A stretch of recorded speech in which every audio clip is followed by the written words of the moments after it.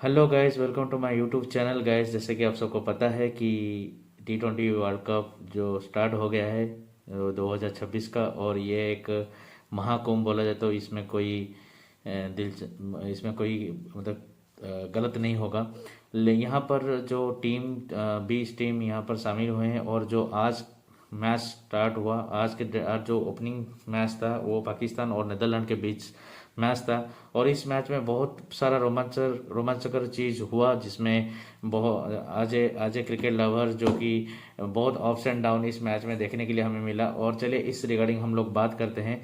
और इसमें जो पहले पाकिस्तान ने टॉस विन करा, वो ये मैच कोलंबो में खेला जा रहा था।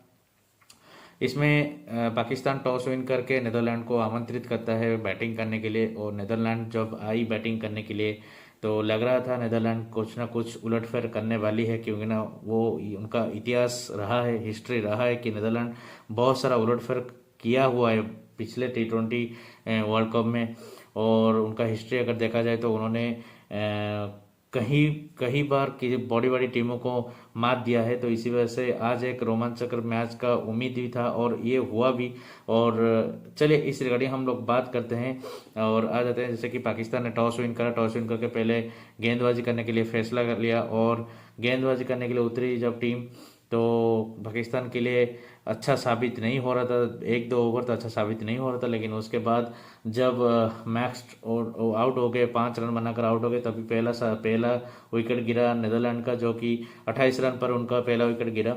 उसके साथ साथ जब क्रीज पे उतरे लिडे, जो कि नीदरलैंड हर मैच में उनको 6 नंबर 5 नंबर पे बैटिंग करता हुआ आया है, लेकिन इस बार उनको प्रमोट करा गया कि कुछ जाकर कुछ बड़ा करने के। लेकिन उन्होंने उन्होंने आया और टीम को संभाला, लेकिन उसके तुरंत बाद ही उनका नीदरलैंड का सेकंड विकेट गिर गया, जो कि 31 रन पर उनका विकेट गिरा, जो कि उनका विकेट मोहम्मद नवाज ने लिया।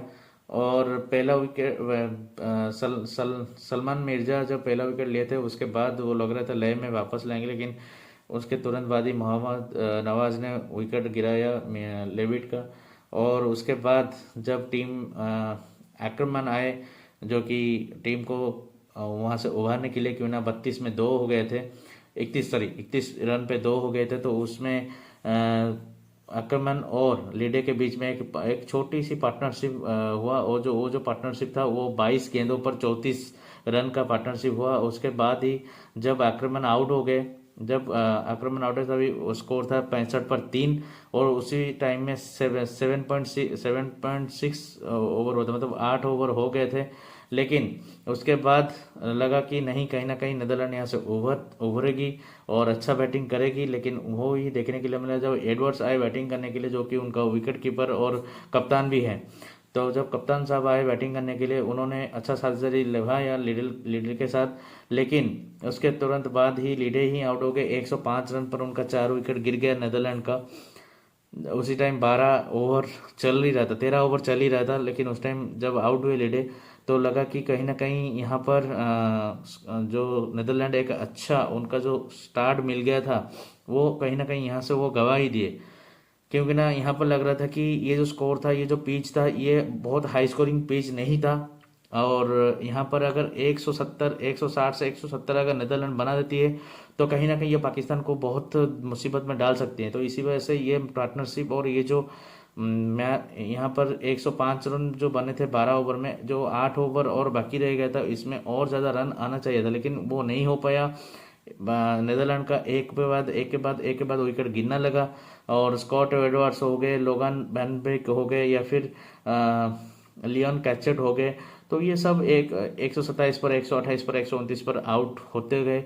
और इसी वजह से कहीं ना कहीं जो रन था वो आना बंद हो गया। और उसके साथ साथ ये जो नीदरलैंड का जो था कि 160 के पास जाएंगे, लेकिन वो नहीं जा पाए। तो उसमें जब लास्ट तक जब ख़त्म हुआ, और यहाँ पर पूरा 20 ओवर भी नीदरलैंड नहीं खेल पाया, क्योंकि ना लास्ट बॉल पर ही वो नीदरलैंड का विकेट गिर गया, जिसमें 147 रन ही बना पाई नीदरलैंड। और इसी बीच अगर देखा जाए, पाकिस्तान का जो फील्डिंग था, पाकिस्तान का जो बॉलिंग था, वो कहीं ना कहीं लाजवाब था। और इसी वजह से नीदरलैंड को उन्होंने 147 रन पर ही उन्होंने रोक लिया। तो यहाँ पर एक बात देखने वाली बात थी कि पाकिस्तान का यहाँ पर पेसर को ज़्यादा ताजुब नहीं दे रहे थे, वो स्पिन को ज़्यादा लगा रहे थे। और इसमें अगर देखा जाए तो कहीं ना कहीं मोहम्मद नवाज हो गए, सदाब खान हो गए, अवर अहमद हो गए, या फिर सैम आयब हो गए, वो सारा स्पिन उन्होंने उनको डाला। और उसके साथ साथ सैम आयब ने लास्ट ओवर में जब उनका एक ओवर था उसमें वो 2 विकेट लिए, तो इसी वजह से रन का थोड़ा गति रुक गया। और जब पाकिस्तान टीम उतरी इस राउंड चेस को करने के लिए, कहीं ना कहीं लग रहा था नेदरलैंड यहाँ पर कहीं ना कहीं यहाँ पर वो उलटफेर कर सकते हैं। लेकिन पहले जब साहिबजादा फरहान और उसके साथ साइम आए बैटिंग करने के लिए, उनका इंटेंट बहुत अच्छा रहा। उनका जो रन करने का जो मौका वो ढूंढ रहे थे वो अच्छा रहा। और उसके साथ साथ भी उन्होंने एक अच्छा पार्टनरशिप भी जोड़ा, जो कि 27 रन का हुआ पार्टनरशिप। पहला विकेट जब गिरा साइम आयब का, साइम आयब आउट होते होते उन्होंने 26 रन बना दिए थे, जो कि 13 गेंदों पर 4 चौके और 1 छक्के के साथ 184 के स्ट्राइक रेट से। उसके बाद है सलमान आगा। सलमान आगा आज खुद को कुछ टाइम से देखा जा रहा है कि सलमान आगा अपने आप को प्रमोट कर रहे हैं, और आज भी ऐसा लगा कि सलमान आगा आकर कुछ बड़ा रन करेंगे। और जिम्मेदारी लिया, कैप्टनसी का जिम्मेदारी लिया उन्होंने कि आकर कुछ बड़ा स्कोर वो करेंगे। लेकिन उसमें क्या हुआ ना, सलमान आगा भी ज़्यादा टाइम नहीं रह पाए, वो 12 रन बनाकर आर्यन दत्त के हाथ आउट हो गए, बॉलिंग पर आउट हो गए। उसके बाद आए बाबर आजम। लेकिन बाबर आजम जब आए तो तभी जो स्कोर था, बाबर आजम जब आए तभी स्कोर था 53 रन। जब सलमान आगा आउट हो गए, बाबर आजम आए, तो वहां पर क्या हुआ ना, पाकिस्तान का प्रेशर होना शुरू हो गया, क्यों ना बाबर आजम एक अच्छा खिलाड़ी है, लेकिन उनका जो इंटेंट था खेलने का वो कहीं ना कहीं गलत इंटेंट था।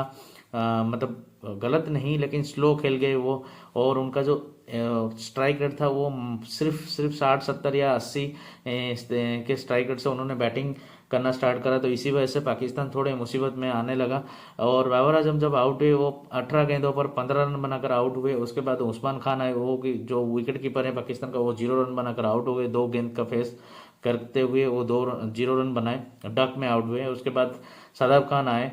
लेकिन ये जो पाकिस्तान का जो विकेट गिरने का सिलसिला वो शुरू हो गया जब बाबर आजम आउट होकर गए, सॉरी साहिबजादा फरहान जब आउट हुए। साहिबजादा फरहान जब आउट हुए, वो खुद निजी तौर से 47 रन बनाकर आउट हुए, 31 गेंदों पर 4 चौके और 2 छक्के। जब वो बैटिंग कर रहे थे तभी लग रहा था कि इजीली पाकिस्तान इस मैच को जीत जाएगा। लेकिन उनका जब विकेट गिरा, उसके बाद विकेट का सिलसिला गिरने का सिलसिला जारी रहा, जो कि 98 स्कोर जब था तो उसमें तीन विकेट गिरे थे, फिर 98 में 4 विकेट गिर गया, फिर 100 रन जब हुआ तभी 5 विकेट गिर गया, और उसके बाद 114 रन पर 6 विकेट, 114 रन पर फिर 7 विकेट गिर गया।